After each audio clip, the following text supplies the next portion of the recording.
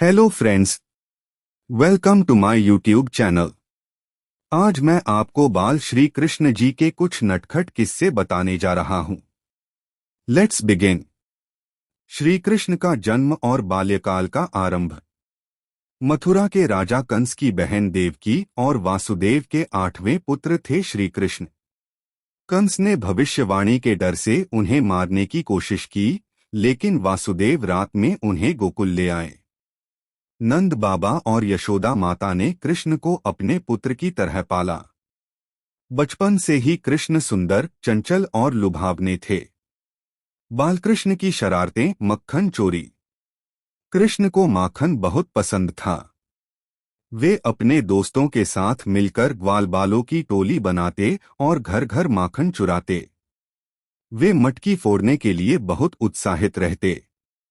एक समय तो गांव की गोपियां मां यशोदा से शिकायत लेकर गईं, तुम्हारा कृष्ण हमारा माखन खा जाता है। लेकिन जब यशोदा ने कृष्ण को डांटती तो नन्हा कृष्ण रोने लगते और कह देते, मैंने नहीं खाया। कृष्ण और पूतना वध। बालकृष्ण के बचपन की पहली चमत्कारी लीला। राक्षसी पूतना आई थी कृष्ण को विष पिलाने, पर उन्होंने उसका वध कर दिया। यह दिखाता है कि ईश्वर रूप में आए कृष्ण बचपन से ही अधर्म का नाश करने लगे थे। शरारती कृष्ण की दिनचर्या, नटखट लीला। वे गायों के पीछे भागते, गोपियों की चोटी खींचते, कपड़े चुराते। कभी कभी गोपियां अपने कपड़े सुखाने रखतीं तो कृष्ण उन्हें पेड़ पर चढ़ा देते। फिर कहते, माफी मांगो तभी कपड़े मिलेंगे। एक दिन तो वे गोपियों के जलक्रीड़ा करते समय सारे कपड़े ही उठा लाए थे यमुना पर। यशोदा माँ और कृष्ण, रस भरी ममता। एक दिन कृष्ण ने मिट्टी खा ली। माँ यशोदा ने कृष्ण को डांटा और मुंह खोलने को कहा, तब कृष्ण ने अपने मुंह में पूरा ब्रह्मांड दिखा दिया। इस लीला से यशोदा को एहसास हुआ कि यह बच्चा सामान्य नहीं है। लेकिन फिर भी उन्होंने ममता से कहा, तू मेरा लाल है। कृष्ण और नाग कालिया। यमुना नदी में कालिया नामक जहरीला नाग रहता था। उसके जहर से पानी काला हो गया था। कृष्ण ने नदी में कूदकर नाग से युद्ध किया और उसे हरा दिया। फिर उसके सिर पर नृत्य किया। इसे कालिया नाग लीला कहते हैं। गोवर्धन पर्वत उठाना। इंद्रदेव से नाराज होकर कृष्ण ने गांव वालों को यज्ञ रोकने को कहा।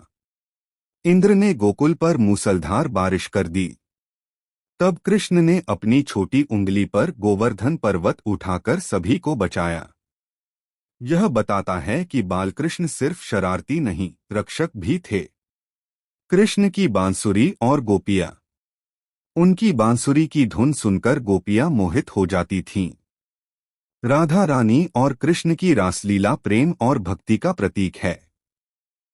बालकृष्ण की बांसुरी का स्वर जीवन में आनंद भर देता था। अन्य लीलाएं और संदेश।